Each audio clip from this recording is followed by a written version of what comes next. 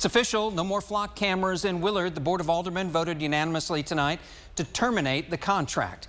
Last week, Willard Police Chief Tom McLean made the decision not to renew the flock safety contract, but tonight's vote terminated the current contract.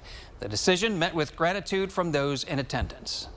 Recommendation to the board officially on this date and time is that we stop the program. The sooner we do that, the better.